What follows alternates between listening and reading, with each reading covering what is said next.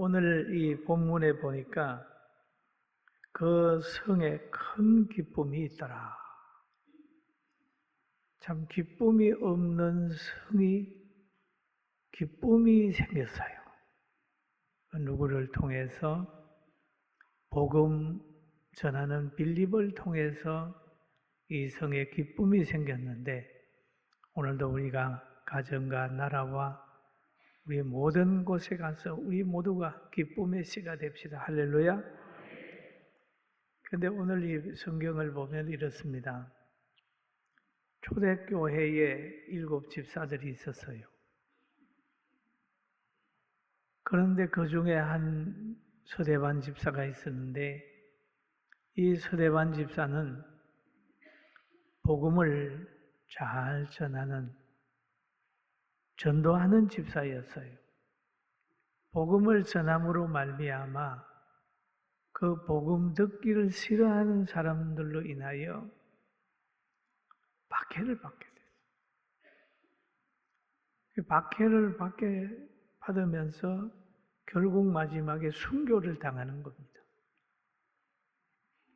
순교를 당하는데, 순교당하면서 이 사도행전 7장 59절에 보니까 그들이 돌로 서대반을 치니 서대반이 부르짖어 이르되 주 예수여 내 영혼을 받으시옵소서. 그런다.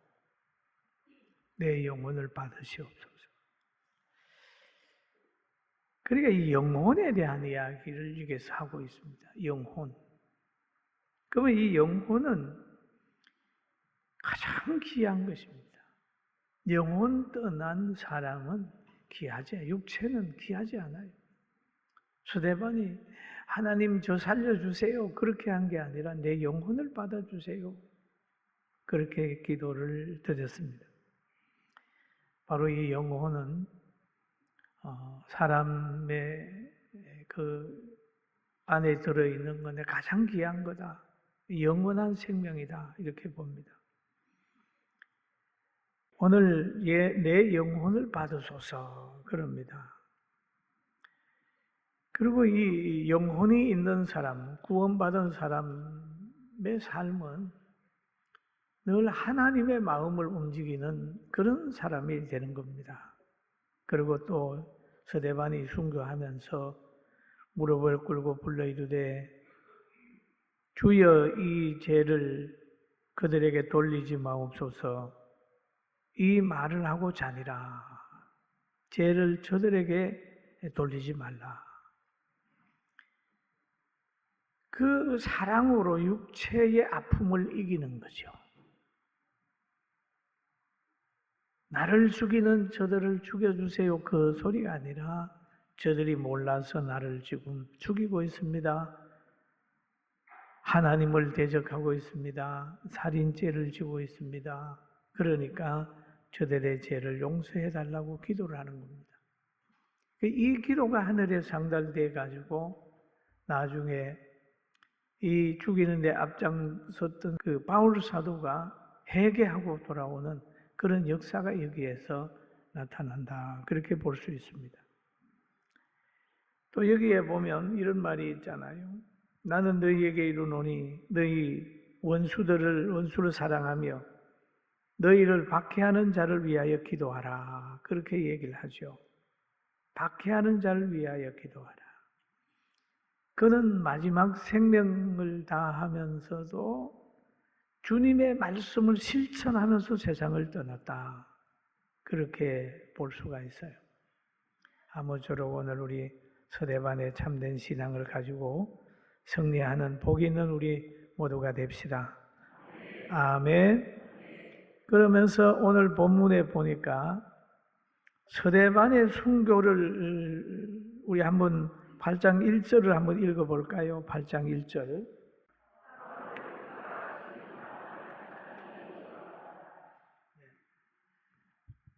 여기에 보니까 사울이 그의 당함을 마땅히 여기더라 라고 하는 얘기가 있어요. 마땅히 여기더라.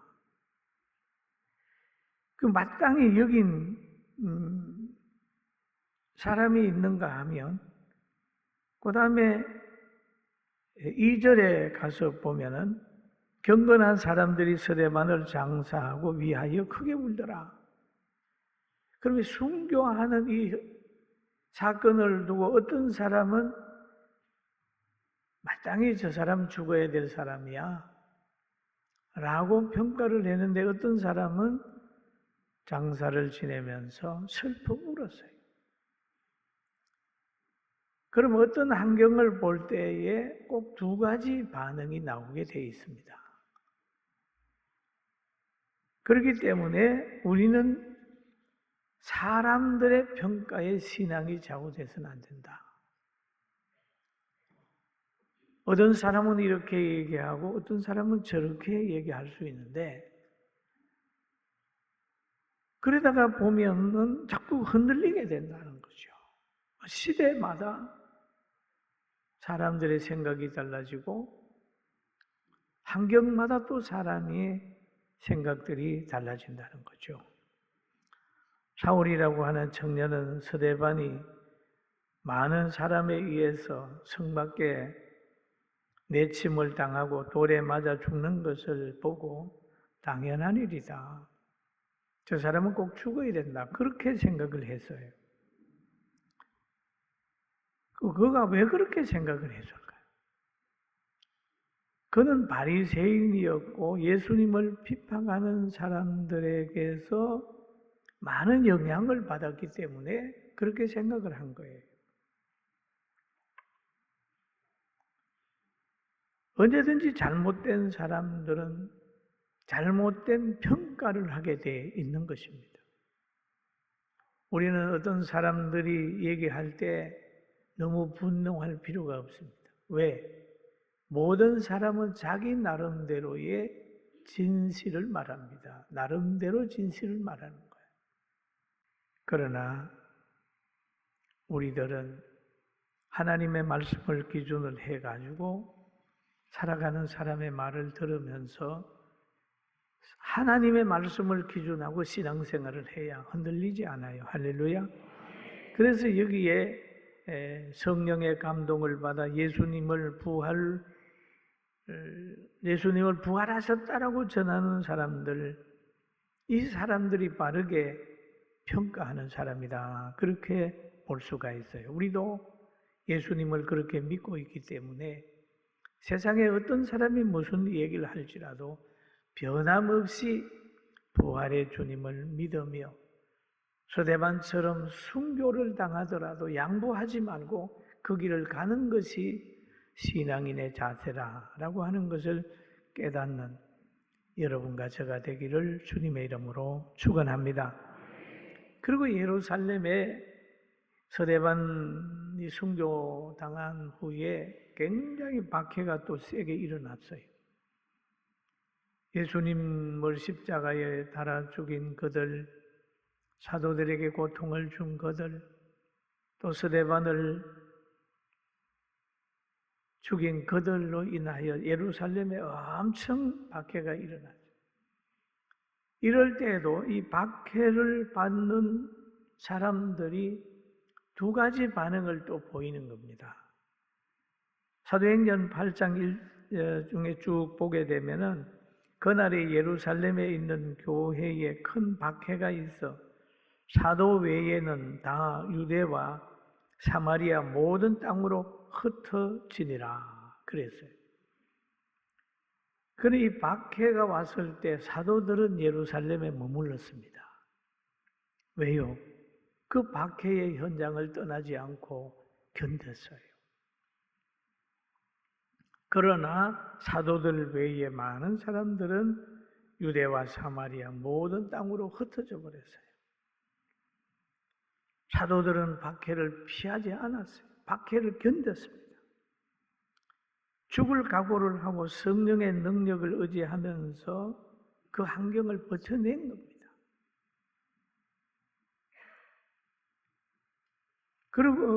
그러나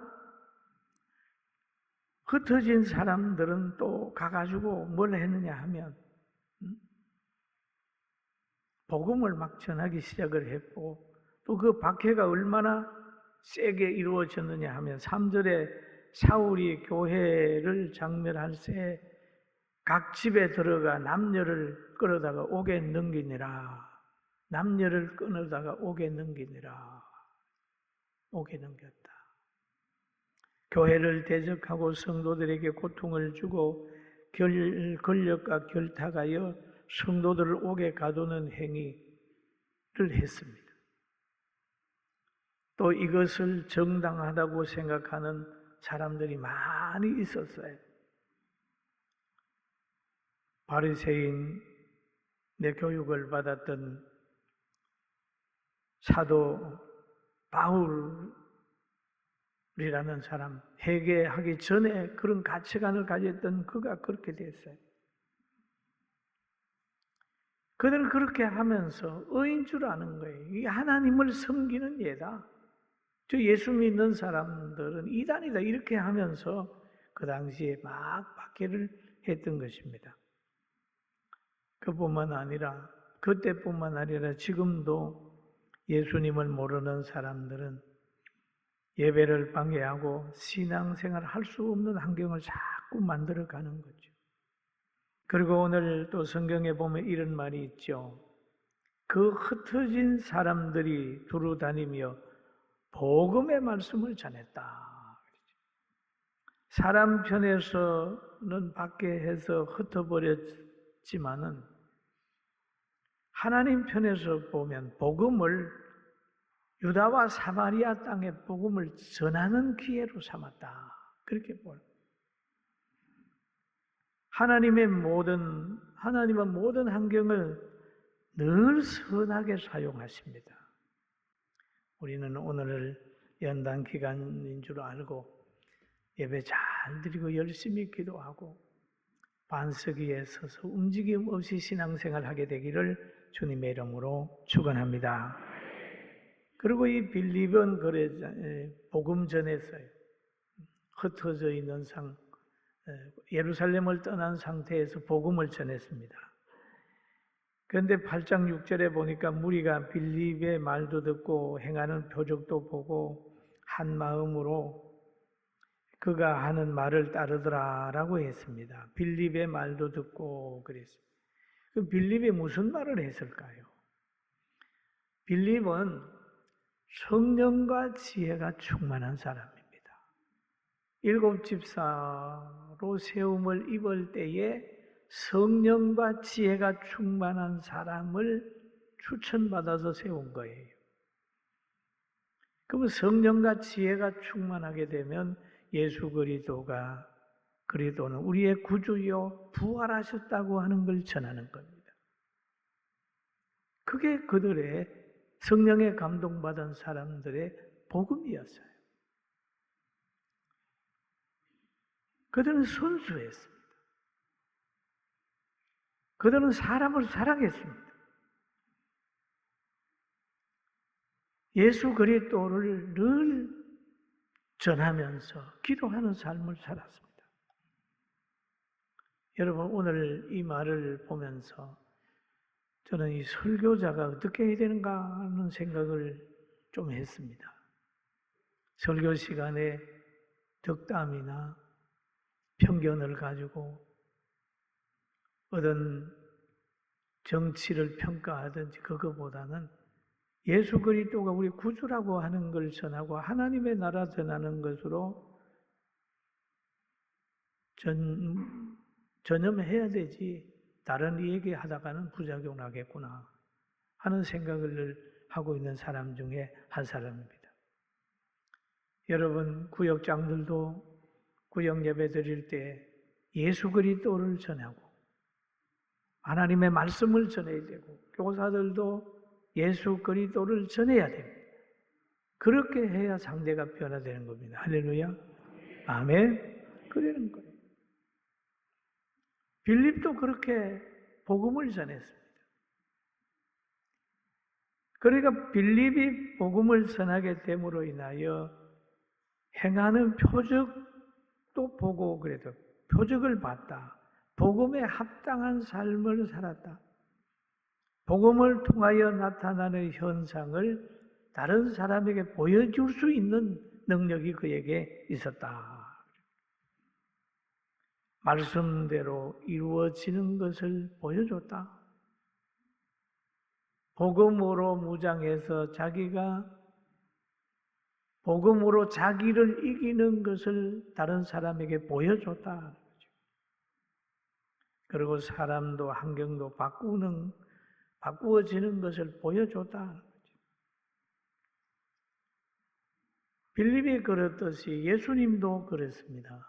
복음 전하면서 말씀만 전한 게 아니라 그 말씀에는 능력이 나타나가지고 환경이 바꾸어졌어요. 물이 변하여 포도주가 돼요. 믿습니까? 예수님은 제자들에게 보여주는 거예요. 오병이의 기적을 행해가지고 물고기 2마리에 보리떡 5개로 5,000명을 먹이는 그 환경을 제자들에게 보여주는 거예요.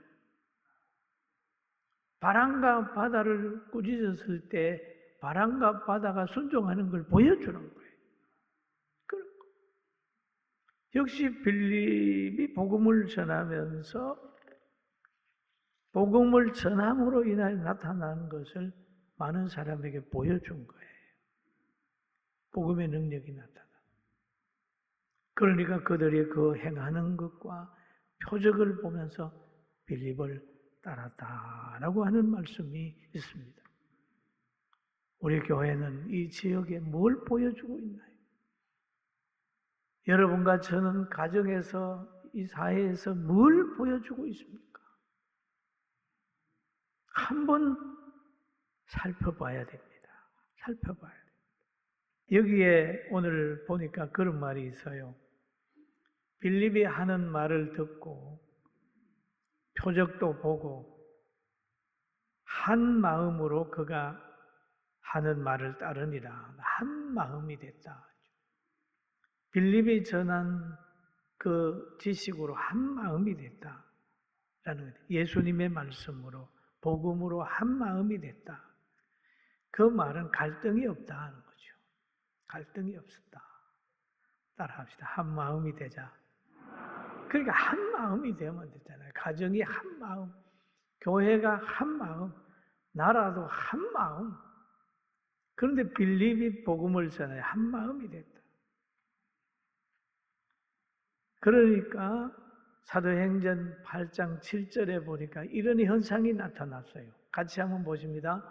많은 사람에게 붙었던 더러운 귀신들이 크게 소리를 지르며 나가고 또 많은 중풍병자와 못 걷는 사람이 나으니라는 얘기를 하죠. 많은 사람에게 붙었던 더러운 귀신들이 많은 사람들을 더럽게 살도록 지배하는 귀신들이에요. 사람이 걷지 못하게 됐다. 온 동네가 귀신이 지배함으로 인하여 병자가 막 동네에 많이 있었어요. 그렇게 된 이 빌립이 복음을 전해하게 되니까 귀신이 떠나게 되니까 중풍병이 낫고 막 그랬다. 여러분 병 들었을 때에 먼저 하나님 앞에 영적으로 치유받고 복음을 받은 후에 여러분 치료받으면 좋은 의사도 만날 수 있고 약발도 잘 받고 회복의 환경이 되니까 먼저는 하나님 앞에 영적으로 치료받게 되기를 주님의 이름으로 축원합니다. 아멘. 그 빌립의 역할이 아주 크게 됐어요. 여러분 집사님들 빌립을 쓰신 것처럼 여러분 집사님들도 우리 장로님들도 우리 모두도 하나님이 쓰고 있다는 사실을 알고 새로운 힘을 가집시다. 아멘. 그래서 복음을 전하게 되니까 이 성에 8절에 보니까 나왔잖아요. 이 성에 뭐가 있었다고요? 큰 기쁨이 있더라. 큰 기쁨이 있더라. 큰 기쁨이 있더라. 여러분은 가정에 얼마만큼 기쁨을 주셨나요? 우리 교회는 이 동네에 얼마만큼 기쁨을 주었나요? 우리는 다시 한번 살펴봐야 됩니다. 기쁨이에요. 예수님이 이 땅에 오실 때에도 천사가 그런 말을 해요. 누가복음 2장 10절에 보니까 천사가 이르되 무서워하지 말라. 보라, 내가 온 백성에게 미칠 큰 기쁨의 좋은 소식을 너희에게 전하노라. 큰 기쁨의 좋은 소식을 너희에게 전하노라. 오늘 다윗의 동네에 너희를 위하여 구주가 나셨으니 곧 그리스도 주시니라. 여러분, 마음속에 기쁨이 있어야 정상입니다. 할렐루야. 따라합시다. 기쁨이 있어야 됩니다. 예, 복음에는 기쁨을 가져다 주는 거예요. 복음이 있는 곳에 기쁨이 있어요. 또 구약 성경에 보면은 수상궁에서 하만이 확 날릴 때는 유다인도 불행해지고 거기에 있는 사람들은 막 유다인을 죽이려고 그렇게 막 악감을 품고 있었어요. 그런데 모르드게가 기도하고 에스더가 기도하게 됨으로 인하여 그 성에 큰 기쁨이 있었어요. 오늘날 여러분과 저는 바로 여러분의 가정과 우리 사는 군포와 경기도와 대한민국을 아름답게 만드는 기쁨의 씨가 되는 복음을 잘 전하는 여러분과 제가 우리 모두가 되기를 주의 이름으로 축원합니다. 제가 이제 목회하면서 한 40년 가까이 됐습니다. 천막에서 가정집으로, 가정집에서 16평으로, 16평에서 32평, 2층으로 가요. 이사를 가는데 2층에 우리가 세를 들어서 살았습니다. 교회가. 그런데 1층이 하여튼 어떤 슈퍼였어요. 슈퍼인데 금방 이름이 생각이 안 납니다만 그 슈퍼에 있는 분이 그럽니다. 어느 날 목사님, 저도 집을 지으면은 2층에다 예배당을 세주고 싶습니다. 왜냐하면 저희 교회가 세대로 있게 되니까 장사도 잘 되고 안전하게 되고 참 잘 됐어요. 그래서 그분이 말대로 가까운데 2층 길 옆에 땅을 사서 집을 지어가지고 2층에 세를 줬습니다. 그 후 얼마 있다가 저보고 그랬는데 교회가 똑같지 않네요. 그러면서 결국 교회 세 준 것을 후회하는 모습을 제가 봤습니다.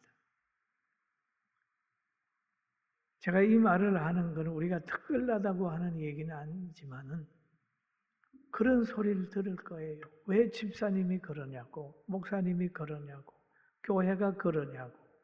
이 소리를 여러분 하는 사람도 있고 듣는 사람도 있을 겁니다. 여러분 집사가 되고 교역자가 되고 장로가 됐다면 빌립처럼 많은 사람에게 존경받고 지역을 행복하게 하는 기쁨의 소식을 전하고 친히 기쁨에 참여하는 복 있는 교회와 우리 모두가 되기를 주의 이름으로 축원합니다. 우리는 대한민국을 살리는 기쁨의 씨를 전하는 복음의 사역자라는 걸 기억하고 앉든지 서든지 복음 전하고 자손 만대까지 축복받는 여러분과 제가 되기를 주의 이름으로 축원합니다.